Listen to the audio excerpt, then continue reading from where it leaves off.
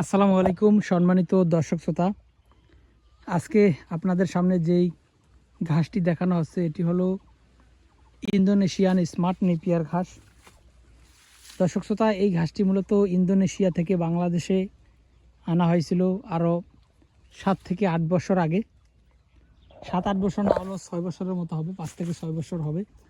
তো দর্শক শ্রোতা, এই ঘাসটি মূলত ছাগল, গারল এবং গাভী গরুর ঘাস।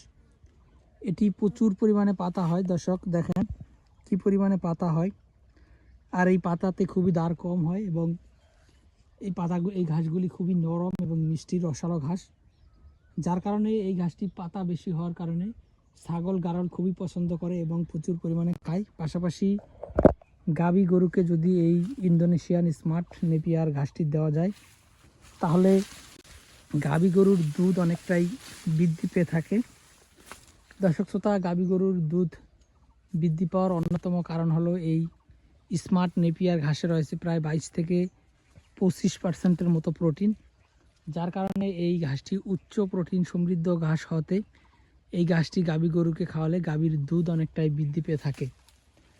দর্শক শ্রোতা, আমরা মূলত সব ধরনের হাইব্রিড ঘাস নিয়ে কাজ করতেছি, অর্থাৎ আমাদের কাছে আপনারা সব জাতের ঘাসের কাটিনই পাবেন, অর্থাৎ এই ইন্দোনেশিয়ান স্মার্ট নেপিয়ার, তারপর ডক্টর জহির স্যারের চীন থেকে আনা যারা 1 হাইব্রিড, তারপর রয়েছে আমেরিকান 5G গুয়াতিমালা হাইব্রিড, এছাড়াও রয়েছে এলিফ্যান্ট হাইব্রিড এবং নতুন জাতের আরেকটি ঘাস তাইওয়ান হাইব্রিড।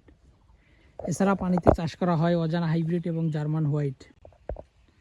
তো দর্শক, সব জাতের ঘাসের কাটিনি আমরা রেখেছি, যে যেটা চাই আমরা যেন তাকে সেটাই দিতে পারি সেজন্য। তো দর্শক, আপনি কোন ঘাসটি চাষ করছেন, যে ঘাস আপনার চাষ করতে মন চায় বা আপনি কিসের খামার করবেন সেটার উপর ডিপেন্ড করে আপনি কিন্তু ঘাস চাষ করতে পারেন।